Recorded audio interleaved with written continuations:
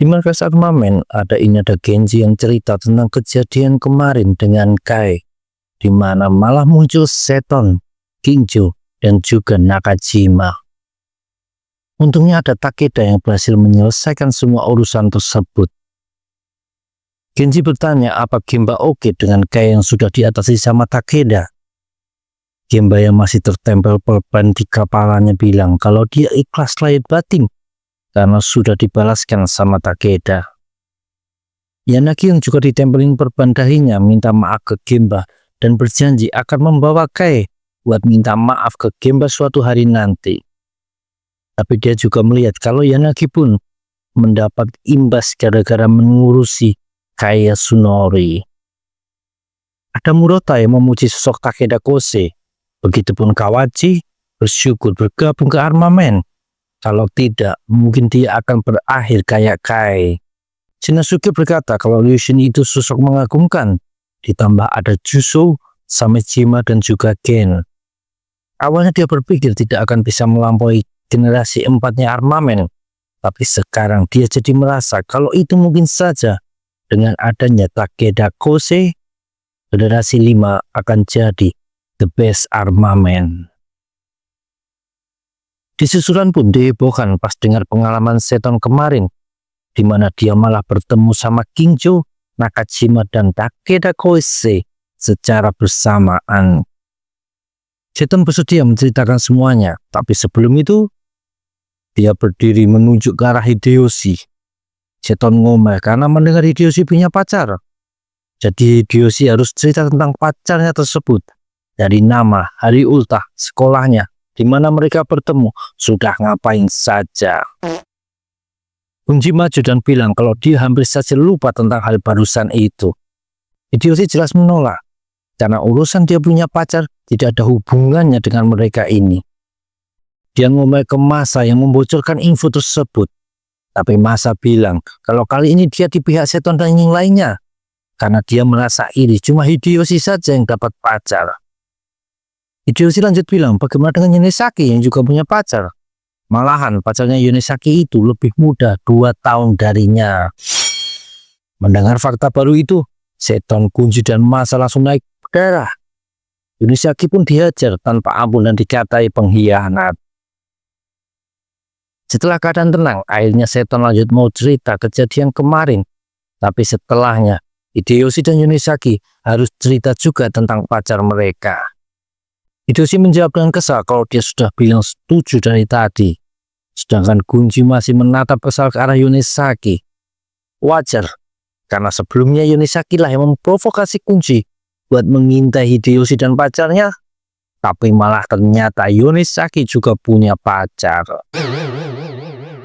Seton memulai cerita dari saat dia nginap di tempat Boya Harumichi, lalu menonton sinetron yang bikin terharu. Mendengar itu Hideyoshi berteriak kesal dan bilang langsung saja ke inti kejadiannya. Lalu flashback hari kemarin, Seton yang berkeliaran mencari Kingjo malah sampai ke gedung di mana armamen berada. Tapi di situ juga sudah ada Kingjo dan beberapa murid Hosen, juga Nakajima yang bersama Bandai dari Kurotaki. Suasana cukup tegang sampai Kingjo membuka omongan. Dia senang karena malah mereka berempat bisa bertemu secara langsung begini. Dan Kingjo bilang dia tidak peduli lagi sama buronan mereka, kayak Yasunori.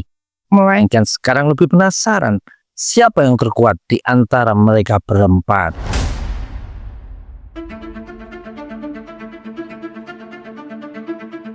Hideyoshi berkomentar kalau itu benar-benar gayanya Kingjo. Seton lanjut cerita kalau omongan Kingjo berikutnya yang bikin dia tambah kesal. Kingjo bilang kalau dia akan melawan Takeda karena mereka berdua yang cukup good looking dan 2 orang jelek sisanya akan bertarung juga sambil menunjuk ke arah Seton dan Nakajima. Seton dan Nakajima jelas langsung kesal mendengar omongan barusan. Tapi Kingjo malah tanpa rasa bersalah nanya apa keduanya ada masalah. Dengan keras Seton teriak kalau dilihat dari wajah, jelas yang cocok adalah Kingjo dengan bocah bermuka tua ini, katanya sambil menunjuk Nakajima. Badan Amo sampai gemetar menahan amarah. Kingjo malah bertanya ke Amo apa benar dia bocah SMA. Seton menyaut, kalau dari muka, Nakajima ini berumur 30 tahunan. Dan tak bisa ditahan lagi. Nakajima berteriak marah sambil melepas kacamatanya, siap membungkam dua mulut kurang ajar ini. Tapi Takeda Kose ikut bicara dan mengatai kalau ketiganya ini sama-sama jelek. Jadi putuskan saja siapa dan dia akan siap bertarung.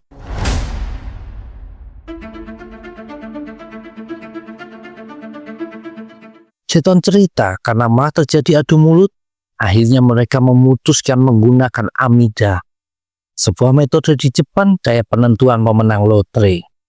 Dan adu mulut masih saja terjadi, lalu muncul Kai dengan sebatang pipa besi di tangan.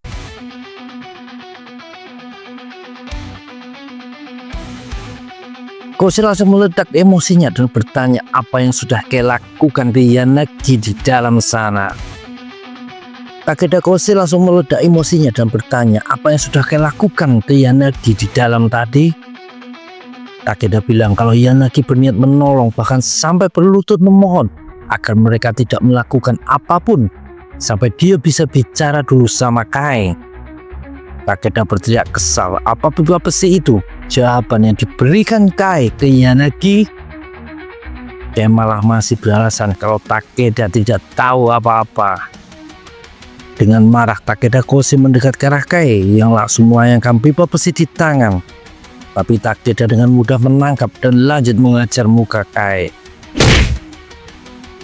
Tidak berhenti, Takeda mengangkat badan orang di depannya itu dan memukulinya tanpa henti.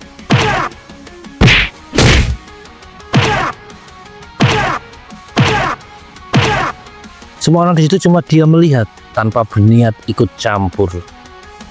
Sampai Takeda berhenti sendiri melihat muka Kai sudah tidak berbentuk lagi. Takeda melepaskan Kai yang langsung jatuh terkapar di tanah. Hideyoshi berkomentar kalau sepertinya Takeda ini cukup sangar. Seton bilang kalau itu benar. Bahkan Kingju dan Shimoka tua Nakajima pasti berpikiran sama. Kalau mau melawan Takeda, mereka harus benar-benar siap. Di hari itu, juga ada Banda yang ngomong ke Nakajima agar jangan pernah bertarung melawan Takeda ini.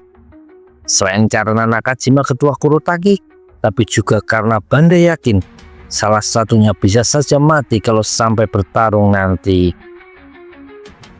Seton bilang kalau pada akhirnya mereka cuma menonton aksinya Takeda saja dan lanjut membubarkan diri.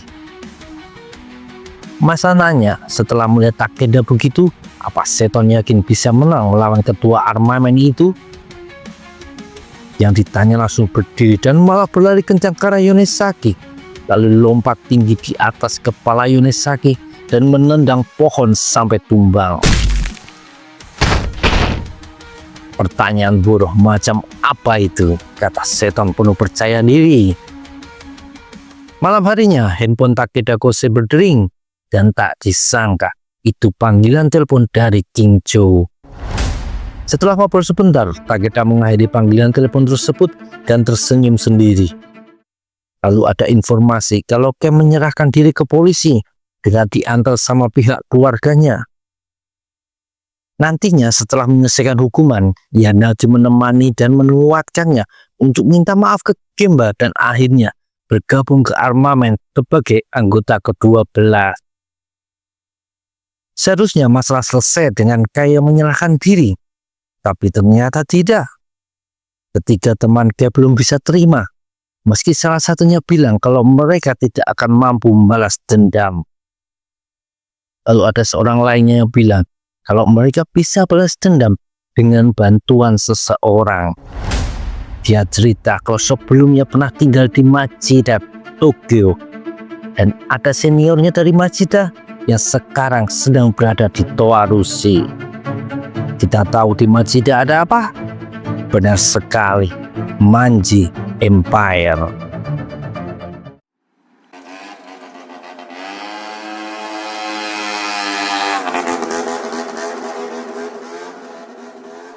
Suara motor Takeda Kose membelah keheningan malam. Tak lama, dia sampai di sebuah taman di kaki bukit. Ada seseorang sedang bermain kembang api.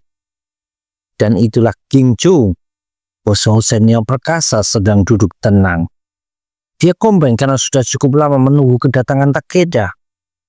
Bos armament beralasan kalau dia harus mengejar teman-temannya agar bisa datang sendiri. Sedangkan King Chu malah bersama seseorang yang dikenalkan sebagai Matsuo, kawan lamanya dari Okayama. Karena sedang mengunjungi Toarushi, King Chu memintanya jadi saksi mereka. Aku tidak tahu apapun tentang ini, tapi aku akan menyaksikan semuanya dengan baik. Satu hal yang kuminta, menyerahlah sebelum ada yang terbunuh.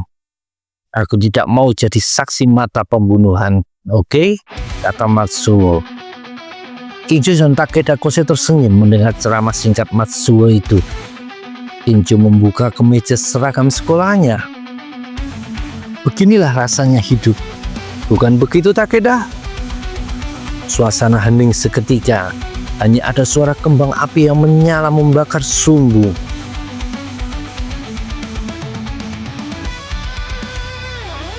Dan tak pakai lama, bersamaan dengan teriakan King Chu dan Takeda, keduanya saling menerjang maju. Beberapa hari kemudian, seorang murid Hossein berlarian dengan muka panik. Dia mengabarkan kepada King Chu kalau ada seton dari susulan yang mencarinya. King Chu memarahi bocah itu saat bilang apa mereka akan menyergap seton saja. Kita tidak akan melakukan hal memalukan begitu. Cepat, bawa dia ke sini, suruh King Chu. Lalu muncullah seton dengan muka datarnya. Jadi benar rumor tentang kau bertarung dengan Takeda? Tanya seton ke King Chu yang mukanya penuh dengan perban dan memar. Dia lalu menanyakan satu hal, bahwa ada dirinya, Takeda dan Nakajima. Seton bilang dialah sang juara, kenapa tidak menantang dirinya? King Chu memasang muka sebal mendengar seton menyombongkan dirinya sendiri. Lalu King Chu juga bilang kalau dia cuma mengikuti hasil permainan lotre yang mereka buat saat kejadian dengan Kai waktu itu. Setelah mendengar alasan King Chu barusan, seton berdiri dan bilang akan menerima tantangan dari siapapun dan kapanpun. King Chu menghentikan seton dan bertanya, apa dia tidak penasaran siapa yang menang antara King Chu dan Takeda? Seton malah menjawab kalau dia tidak peduli siapa yang jadi juara ketiganya. King Chu tertawa mendengar kalau yang kalah dari pertarungan mereka adalah juara ketiga, yang artinya juara 1 dan 2-nya harus ditentukan dengan pertarungan melawan seton.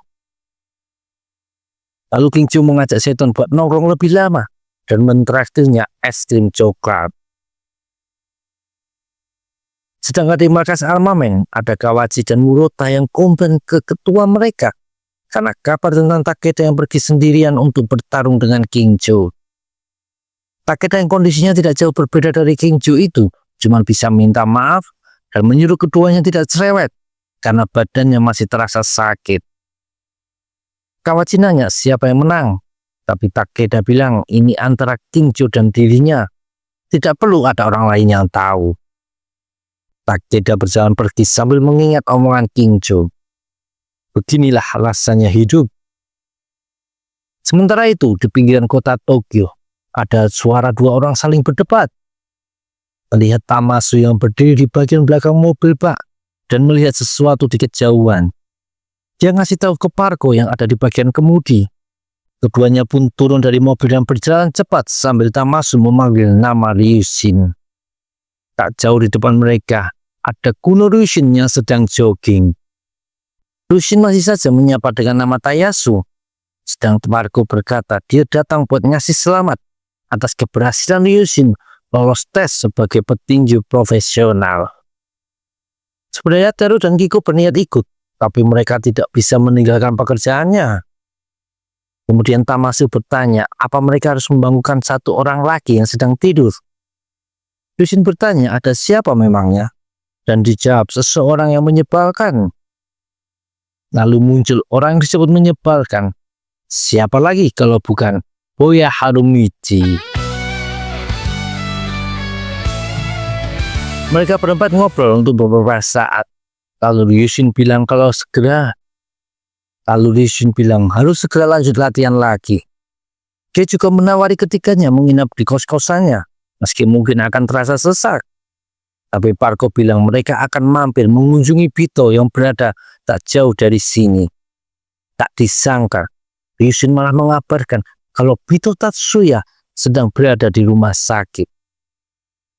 Ryushin juga bilang dia tidak tahu detailnya, karena Tatsuya menolak buat cerita dan malah mengatakan kalau Ryushin itu atlet profesional sekarang. Boya tersenyum mengejek kalau Ryushin sengaja datang menjenguk Tatsuya, padahal dulunya mereka selalu baku pukul begitu ketemu. Tapi Ryushin beralasan dia cuma kebetulan lewat saja.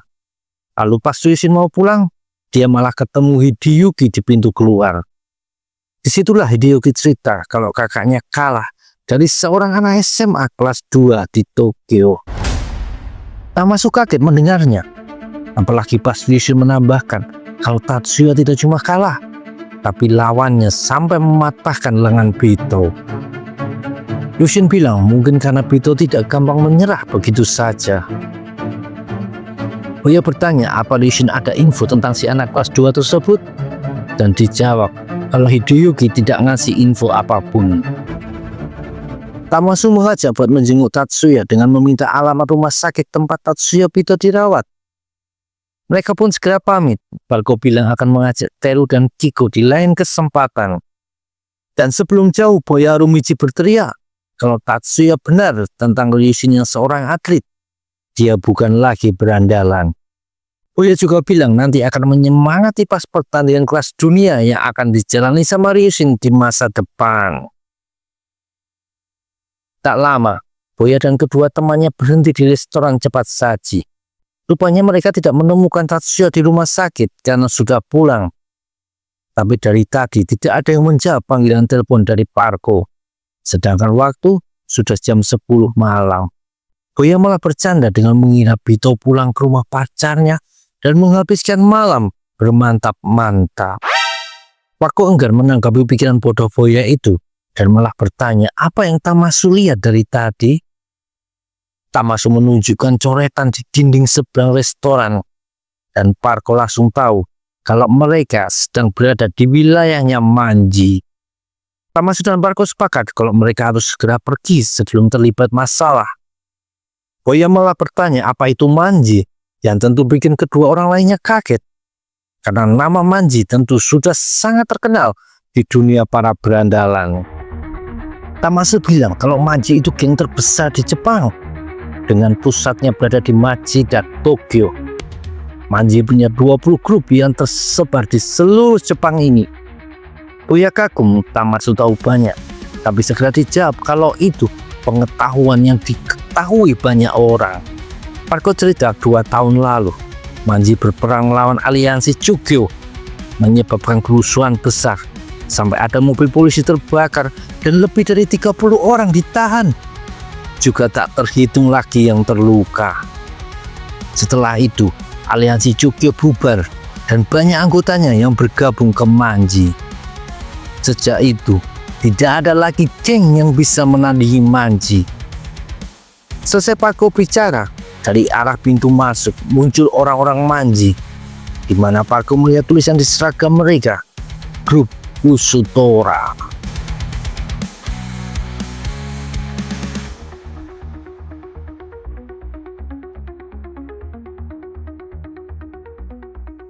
Tamasu berbisik kalau keadaan jadi tidak baik, dan Parko menambahkan kalau yang datang adalah grup Kusutora, di mana ketua Manji ini berada. Boya malah santai saja dan nanya apa yang dikhawatirkan kedua orang di sebelahnya ini. Cuma yang mengejutkan adalah ada satu orang anggota Manji yang seperti dibully sama gerombolan Manji lainnya. Parko membaca di seragam satu orang itu yang ternyata dari grup Kusuryu. Meski dari tim yang sama tapi berbeda grup. Tamasu bingung kenapa orang-orang Kusutora menghajar anggota Kusuryu. Dan Boya semakin bingung tentang Tora dan Ryu ini.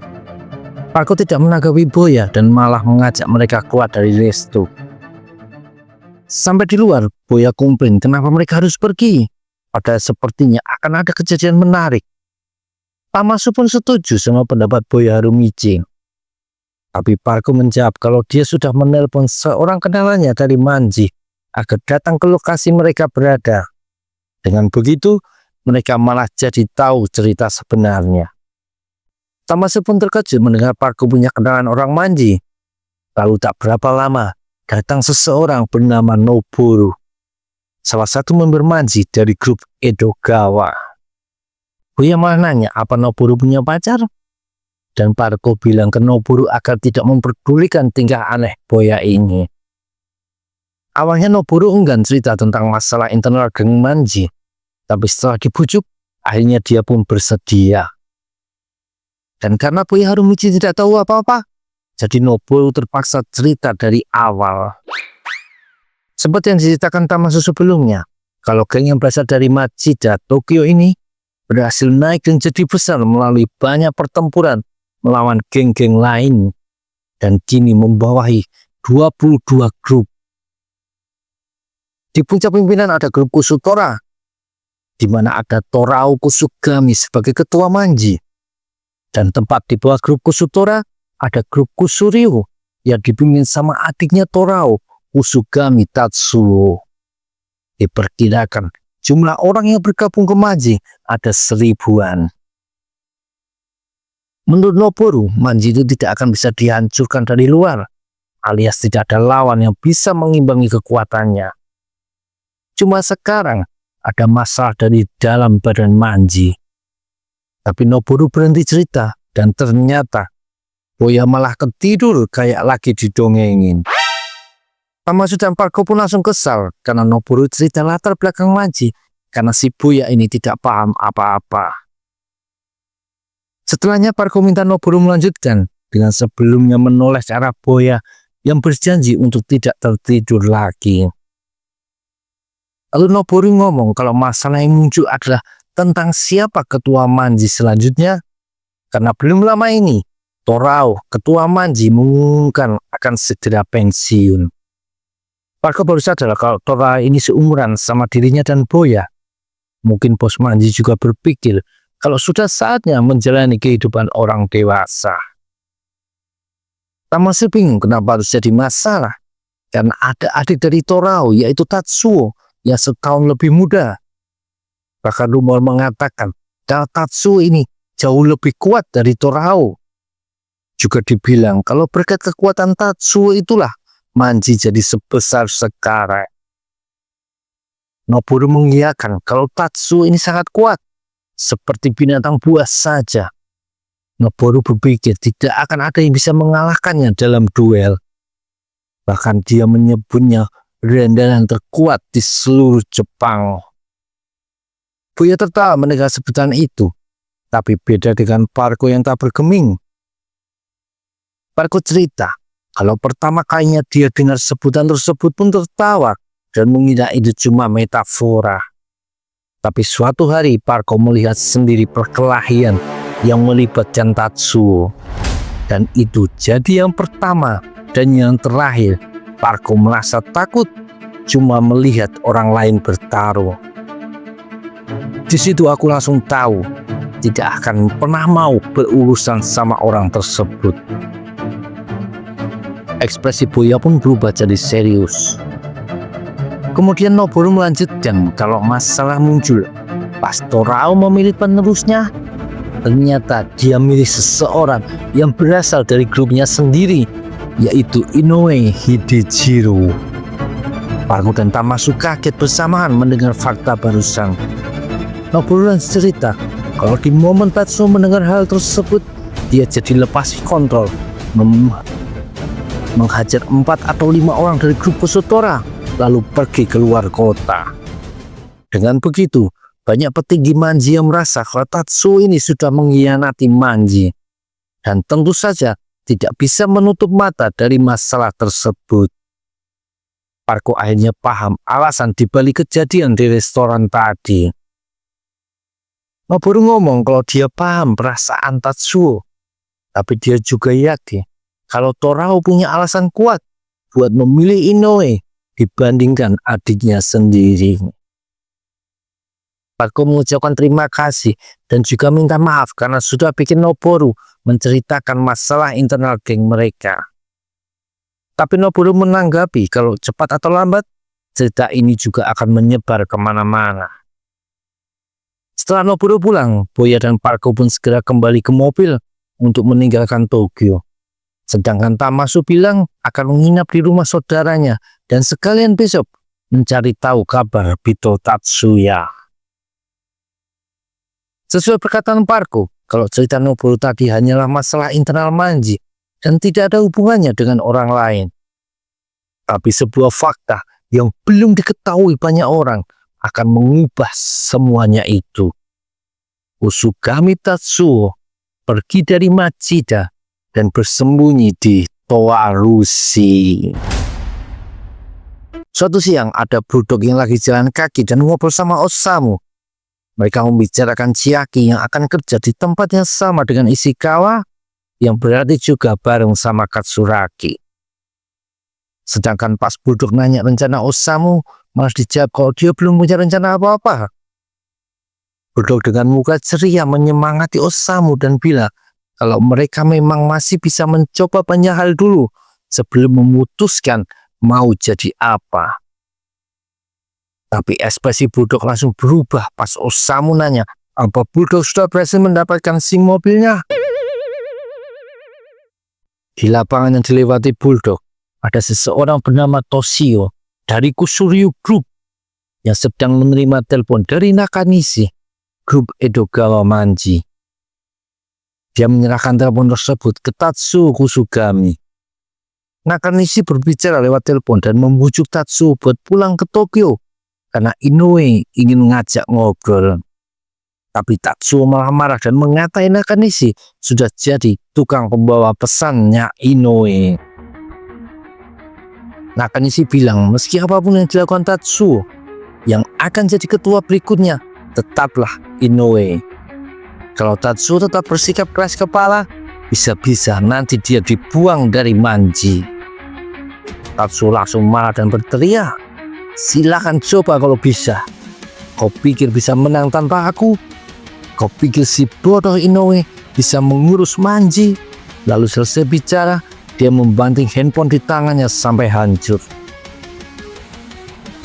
Toshio melihat ke arah dua bocah di sampingnya dan menyuruh membawakan handphone lagi nanti. Tatsuo bertanya dengan kesal siapa dua bocah itu, dan Toshio menjelaskan kalau salah satunya yang bernama Akasawa adalah adik kelasnya saat di SMP dulu. Dan sekarang Akasawa meminta bantuan untuk membalas dendam ke beberapa orang yang sudah menghajar habis-habisan temannya. Akasawa juga bersedia membayar 100.000 yen atas bantuan yang diberikan. Tatsuo diam sebentar lalu menyetujui permintaan itu. Dia bertanya ada berapa orang yang jadi target, dan dijawab kalau ada 4 orang anak kelas 1 yang disebut-sebut sebagai 4 raja baru. Tatsuo jadi penasaran apakah 4-nya ini cukup kuat. Pindah ke susuran, ada Yasuda yang sedang ngomel ke Boya karena tidak juga muncul, padahal sudah ditunggu di tempat biasanya selama 2 jam. Apalagi pas sudah ketemu, Boya malah beralasan kalau dia bangun kesiangan. Yasuda pun cemas kalau terus-terusan begini, Harumichi Boya bisa tidak lulus dan tinggal kelas. Saat itulah muncul Tamasu yang berlarian dengan panik. Boya bertanya apa Tamasu sudah ketemu Bito, dan Tamasu jawab kalau ternyata ini adalah masalah serius. Karena lawan yang membuat Tatsuya masuk rumah sakit adalah Tatsuo Kusugami dari Manji. Bahkan Tamasu menambahkan kalau Tatsuya cerita dia tidak berdaya saat melawan Tatsuo tersebut.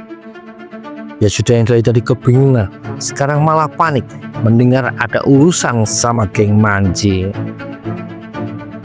Boya menyesap rokoknya dan bergumam kalau sebutan berandalan terkuat seantero Jepang sepertinya bukanlah bualan. Sedangkan rombongan Tatsuo sudah sampai di depan markas armamen. Akasawa menjelaskan kalau targetnya bernama Takeda. ketua The Front of Armament.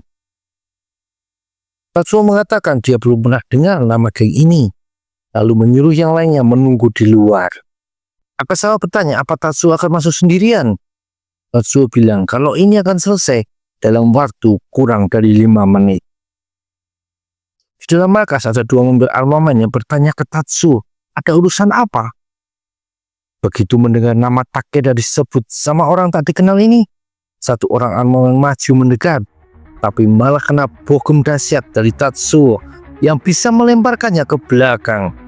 Satu lagi diajar pakai tendangan sama Tatsuo, disertai bonus beberapa pukulan ke arah muka. Lalu muncul Yanagi dan Kawachi. Tatsuo menoleh dengan senyuman sadis dan bertanya, siapa yang bernama Takeda? Yanagi dan Kawachi langsung mulai tempur. Tapi tak lama berselang, Yanagi sudah berlarian dengan panik ke arah Takeda dan menyuruhnya buat pergi. Tapi Tatsuo mengejar dan langsung menangkap Yanagi. Satu pukulan keras menghantamnya, membuat Yanagi melayang dan jatuh terkapar. Apa kau Takeda? Kemarilah, akan kuselesaikan dengan cepat, kata Tatsuo mengejek. Sedangkan di luar, Akasawa dan temannya tidak percaya kalau satu orang Tatsuo bisa mengacak-ngacak armamen seperti itu. Toshio berpikir kalau Tatsuo ini hebat, terlalu hebat malahan. Dan tak pakai lama, kejadian itu pun sampai di pihak Hosen. Seorang murid Hosen datang dengan kabar kalau ada orang yang menghajar Takeda Kose. Bahkan dia melihat ambulan datang ke markas armamen dan membawa semua anggotanya. Muka Kingjo pun langsung serius. Dia tidak percaya Takeda Kose sudah dikalahkan. Sampai saat mereka keluar dari kafe, Kingjo dan para murid Hosen masih saja membicarakan kejadian penyerangan armamen. Ebana Katsutoshi menduga itu ada serangan kejutan dalam jumlah banyak. Kalau sampai bisa mengajar Takeda dan 4 orang anggotanya sekaligus. Ada yang bertanya apa ini perbuatan Kurotaki. Tapi Uji bilang kalau selain ke-7 leader, anggota lainnya itu cuma para serangga kecil saja. Tidak mungkin Kurotaki mampu melakukan hal tersebut. Uji merasa kalau mereka harus mencari tahu kebenaran tentang ini. Kemudian ada suara yang menegur rombongan Kingjo. Dan itu adalah Tatsuo Kusugami. Wow, semuanya beneran gundul ya, kata Tatsuo sambil berjalan mendekat. Uji bertanya siapa dirinya, tapi Tatsuo malah balik nanya, yang mana Kingjo itu? Tatsuo dan Kingjo saling menatap, dan bos Hosen itu langsung menebak kalau orang di hadapannya ini adalah orang yang mengacak-ngacak armamen. Mendengar itu, Uji dan yang lainnya langsung waspada. Kingjo bertanya siapa orang ini, dan malah dijawab dengan bercanda kalau dia Ultra 7 karena akan mengalahkan Kingjo. Bos Hosen itu terdiam sebentar, lalu keringat dingin langsung mengalir. Cuma dengan menatap saja, Kingjo tahu kalau orang di depannya ini tidak bisa dianggap remeh. Tapi Uji malah tersulut emosi dan berlari menyerang. Lalu dengan gampang Tatsuo menghindar dan memukulnya sampai Uji terlempar beberapa meter jauhnya. Tatsuo menoleh dengan senyum mengejek. Kingjo langsung memerintahkan Ebana kembali ke sekolah dan membawa semua orang untuk datang. Semuanya. Bawa semua orang yang ada di sekolahan dan bawa Matsuda juga.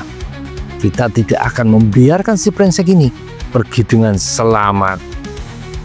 Kingjo lalu berkata kalau dia cuma harus membuat pria besar di depannya ini tetap sibuk di sini. Tak pakai lama, rombongan Hosen datang dengan cepat. Tapi sayangnya, Kingjo ditemukan sudah terkapar tak berdaya di atas aspal jalanan.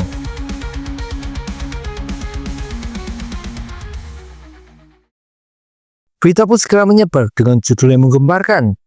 Kingjo dan Takeda Kose dikalahkan orang tak dikenal. Di suatu tempat, ada Ando yang bertemu sama Uchi yang mukanya masih bonyok bekas pukulan Tatsuo. Ando mengkonfirmasi berita besar itu benar begitu melihat kondisi Uchi. Di situ ada Bando yang bertanya, ada apa Uchi Mina bertemu? Lalu dijawab, kalau sasaran berikutnya antara Nakajima atau Seton. Ando bertanya, atas alasan apa Uchi bisa yakin begitu? Dan dijawab, kalau Kingjo sempat melihat salah satu teman dari Kai di saat melawan si orang tak dikenal tersebut. Uchi juga bilang dengan yakin, kalau sasarannya berarti 4 raja baru, sahut Bandai. Uchi nanya di mana Nakajima, dan dijawab sama Bando kalau Bos Kurotaki lagi mendatangi konferensi ketua berandalan se-Jepang. Uchi kaget mendengarnya, tapi langsung sadar kalau itu cuma lelucon Ando yang jelas bikin kesal karena bercanda tidak tepat waktu. Ando ngomong kalau yang sebenarnya Nakajima diskorsing karena terlibat perkelahian dengan beberapa anak kelas 2 yang tidak suka Nakajima jadi ketua aliansi. Bandai minta buat Uchi menceritakan lebih banyak tentang monster yang muncul di Toa Rushi ini. Uchi ngasih jawaban, kalau ada pesan dari Kingjo, kalau kau bertemu orang tersebut, larilah. Jangan pernah berpikir buat melawannya. Itulah pesan Kingjo buat Nakajima. Bandai terdiam, sedang Ando nanya kenapa sampai memperingatkan Kurotaki, padahal mereka tidak ada di sisi yang sama. Uchi berjalan pergi sambil berkata, kalau saat ini seluruh kota sedang kacau dan tidak perlu memikirkan hal tersebut. Lagi pula, kalau 4 raja dikalahkan sama satu orang yang sama, tentu mereka semua akan jadi bahan tertawaan. Bandai berterima kasih ke Uchi karena sudah mau repot-repot mengirimkan peringatan barusan. Ando nanya ke Bandai apa mereka harus ngasih tahu semua hal ini ke Nakajima. Tapi Bandai bilang kalau mereka harus mencari tahu sosok monster ini sebelum ngasih tahu Nakajima. Sama halnya di susuran, ada Katsuntoshi dari Hosen yang datang dan menyampaikan pesan yang sama dengan yang dibawa sama Uchi. Tapi Hideyoshi bilang kalau itu tak ada gunanya. Hideyoshi turun dari tempat dia duduk dan berkata ke Katsuntoshi, apa dia berpikir kalau mereka ngomong ke Seton bahwa ada orang yang sangat kuat yang sudah mengajar Takeda dan Kingjo, jadi dia harus menjauhi orang tersebut dan Seton akan mendengarkan? Katsuntoshi berteriak kesal kalau sekarang bukan waktunya bersikap keras kepala begitu, karena orang ini monster. Hideyoshi tetap bilang percuma dan menyuruh Katsuntoshi sendiri yang ngasih tahu Seton kalau mau. Satu-satunya cara agar dia paham adalah dengan kena hajar terlebih dahulu. Gunji, Yunisaki, dan Masa sama-sama setuju dengan pendapat Hideyoshi barusan. Meski begitu, Hideyoshi berterima kasih karena Katsuntoshi sudah memperingatkan mereka. Muka Katsuntoshi pun jadi jelek dan berteriak dengan kesal. Setelah kalian dah. Sedangkan Seton ternyata lagi ada di rumah sakit. Mereka mendatangi kamar perawatan yang ada 2 orang armamen di depannya. Woi, para berdebah nakal armamen, teriak Seton tanpa rasa berdosa. Shirasuke memasang muka kesal mendengar sapaan Seton. Seton nyengir dan ngomong dia cuma bercanda, lalu memberikan sekotak susu sebagai buah tangan. 2 anggota armamen bingung menerima pemberian Seton tersebut. Seton bertanya apa mereka lebih suka kopi, tapi sayangnya sudah dia taruh di tempat Kingjo tadi. Lalu Seton tertawa mengejek akan apa yang terjadi pada Kosei Takeda. Dan karena tidak bisa menemui Takeda, akhirnya Seton berdiri dan bilang agar menyampaikan ke Takeda Kosei kalau dirinya lah yang akan membalaskan dendam ke orang yang sudah mengajar Takeda. Sambil nyengir, Seton bilang kalau dia menghajar pria bertato itu jelas akan membuktikan kalau dia lebih kuat dari Takeda dan Kingjo. 2 orang itu bingung apa Seton ini jagoan atau cuma tol saja. Di jalan depan rumah sakit, Seton mengundang tiang listrik sekuat tenaga sampai tiang itu bergetar. Lalu dia berjalan pergi. Di pinggir sungai ada Akasawa dan satu orang temannya. Dia lagi ngobrol tentang benar tidaknya mereka minta bantuan Tatsuo Kusugami. Mereka bahkan masih ngeri melihat Kingjo yang sudah pingsan masih terus ditendangi sama Tatsuo. Tahu-tahu kepala Akasawa terkena kaleng biliar dilempar. Dan di belakang mereka ada 4 anak kelas 1 susulan yang datang mendekat, yaitu Masa, Gunji, Yunisaki, dan Hideyoshi. Tak lama mereka berdua sudah babak belur diajar Masa. Dia terus mendesak siapa orang misterius yang sudah mengajar Kingjo dan Takeda. Akasawa berteriak kalau mereka akan ketakutan begitu dia kasih tahu, yang bahkan mereka berempat takkan bisa menang meski mengeroyoknya. Satu pukulan lagi kena muka Akasawa dan akhirnya dia menjawab kalau orang itu adalah Tatsuo Kusugami, ketua grup Busuryu dari geng Manji Empire. Yunisaki sampai tersedak. Masa dan Hideyoshi terdiam mendengar nama Tatsuo Manji. Gunji sendiri langsung khawatir sama seton yang sedang berkeliaran mencari orang tersebut. Mereka berempat langsung pergi berniat menghentikan seton. Tapi sebelum itu, Masa berlari dan menendang muka Akasawa sampai terpental jauh. Setelah itu, Masa berlari mengejar kawan-kawannya. Di tempat lain ada Boya yang ditanya apa kalau ketemu Tatsuo Kusugami dia akan melawannya untuk membalaskan Bitao. Boya Harumichi bilang dia akan melakukannya karena tidak bisa membiarkan orang yang suka membuli orang lemah seperti Bitao. Cuma masalahnya dia tidak tahu di mana Tatsuo ini berada. Tapi Tamasu mengingatkan kalau Tatsuo adalah berandalan terkuat di seluruh Jepang. Boya langsung kesal dan mencekik Tamasu sambil bilang dia tidak peduli julukan tersebut. Tamasu ngomong kalau sebaiknya dia kembali ke Tokyo dan mencari tahu di mana Tatsuo berada. Boya Harumichi bilang kalau Tamasu tidak perlu berbuat sejauh itu. Dan ia sudah malah nyuruh Tamasu pulang karena sudah kebanyakan bolos sekolah. Tapi Tamasu langsung bilang kalau masalah ini lebih serius daripada sekolah. Lagi pula, meski mereka punya andalan dari geng terkuat di Jepang, juga punya andalan dari geng terhebat di Jepang, Parko and the Dangerous. Benar kan Harumichi-kun? Kata Tamasu. Boya langsung terharu mendengar perkataan Tamasu dan tahu-tahu terdengar rombongan Gunji datang bertanya apa ada yang melihat seton? Ya sudah bertanya kenapa mereka terburu-buru begitu dan dijawab kalau mereka sudah tahu siapa orang yang sudah mengalahkan Kingjo dan Takeda. Kami baru saja tahu kalau orang itu adalah Tatsuo Kusugami dari Manji Empire, kata Gunji. Boya sudah dan Tamasu langsung terdiam. Ternyata orang yang baru saja mereka bicarakan sedang berkeliaran di kota Toarushi ini. Boya Harumichi langsung jadi mengkhawatirkan adik kelasnya, Seton.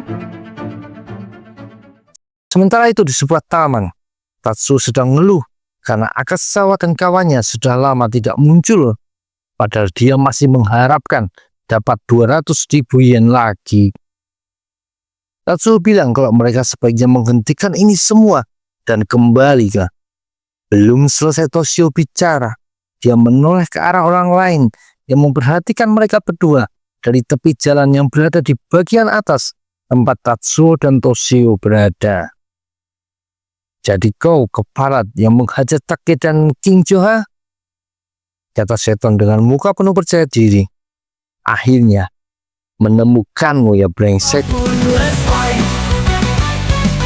Perlu banyak bicara, mari saling tinju saja. Kami bukan jago